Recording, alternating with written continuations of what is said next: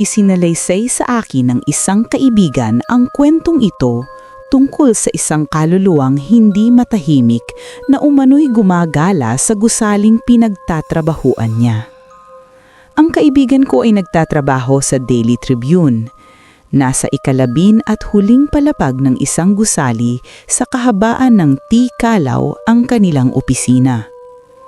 Noong unang lumipat ang mga empleyado sa nasabing gusali, ilang taon nang nakalipas, binalaan na sila tungkol sa pagtatrabahuan ng gabi. Ayon sa mga nauna roon, may mga kakaiba at nakakatakot na pangyayari, lalo na sa comfort room ng ika-10 na palapag. Ang elevator daw, isang lumang uri na mabagal kung gumalaw, ay madalas umarte ng kakaiba kapag may naiwan sa opisina sa gabi. May mga pagkakataong bigla itong huminto at pag bumukas ng pinto, wala namang sasakay. Minsan naman, kusang nagkikislapan ng ilaw sa labas nito. May mga oras ding maririnig ang iyak ng isang babae, humihingi ng saklolo. "Tulungan niyo ako, maawa na kayo." Bukod pa rito, may mga kakaibang nangyayari raw sa comfort room ng ika-10 na palapag, tulad ng kusang pagbukas ng mga gripo. Noong una, binaliwala lamang ito ng mga mamamahayag. Para sa kanila, karaniwan na ang ganitong mga kwento sa matatandang gusali. Ngunit makalipas ang ilang araw, sila na mismo ang nakaranas ng mga kababalaghan. Dahil kailangan tapusin ang diaryo bago mag-11 ng gabi, marami sa kanilang napipilitang manatili sa opisina hanggang hating gabi. Isang gabi, biglang nayanig ang buong newsroom sa isang nakakapanlumong sigaw na nagmula sa comfort room. Agad nilang iniwan ang kani-kanilang ginagawa at nagtakbuhan papunta roon. Sa loob, nakita nila ang isang proofreader na nakatayo sa harap ng salamin, hindi makapagsalita sa sobrang takot. Nanginginig niyang itinuro ang salamin. May mga bakas ng tila likidong tumalsik sa salamin. Kasunod nito, kusang bumukas ang mga gripo. Nagkagulo ang lahat at nagtakbuhan pabalik sa newsroom. Minadali nilang tapusin ang trabaho upang makuwi agad. Mula noon, wala nang gustong pumasok mag-isa sa comfort room. Pagkalipas ng ilang linggo, ang mga kakaibang pangyayari ay lumipat na sa mismong opisina. May mga swivel chair na kusang umiikot, mga computer na biglang bumubukas at nagsasara, at mga gabing may maririnig na tunog ng nagtatype sa keyboard kahit walang tao. Kumalat din ang balita na may isang gwardya ang nagbitiw sa trabaho matapos makakita ng aparisyon.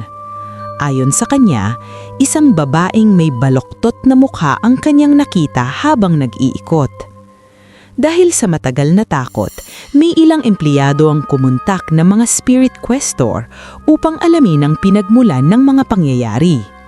Ngulit tumanggi ang editor-in-chief na maniwala. "Hay nako! Kalokohan lang yan. Magtrabaho na lang kayo." Sabi nito. "Ma'am, para lang po sa peace of mind namin, lalo na kapag gabi." Pakiusap ng isang proofreader. Nagpatuloy ang sesyon. Tinawag ng mga questor ang espiritu ng babaeng nakita ng gwardya. Nang makausap ito, para silang nanunood ng pelikula. Ipinakita ng babae ang nangyari sa kanya sa nakaraan. Dati palang kondominium ang gusali. Isa sa mga nakatira roon ang babae at ang kanyang asawa. Ang babae, isang magandang mistisa, ay biktima ng matinding pang-aabuso. Sa maliliit na pagkakamali, siya'y sinasaktan, kinakaladkad sa sahig at paulit-ulit na pinagbubugbog. "Tama na, parang awa mo na," paulit-ulit niyang pagsusumamo. Isang araw, pag-uwi ng asawa, sinigawan siya upang lumabas sa kwarto. Paglabas niya, sinampal siya ng malakas at bumagsak sa sahig. Hindi nagsalita ang lalaki. Sa halip, kinaladkad siya papunta sa comfort room. Doon nagtapos ang kanyang buhay. Namatay ang babaeng hindi kailanman nalaman kung bakit siya pinarusahan. Tinanong ng mga questor kung paano siya matutulungan. Ang tanging hiling niya, isang Quran, ang banal na aklat ng Islam. Matagal nang na-renovate ang gusali.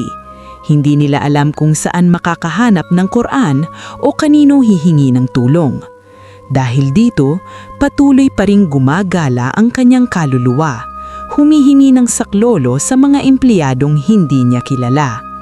Hanggang ngayon, ayon sa kwento, naroon pa rin siya.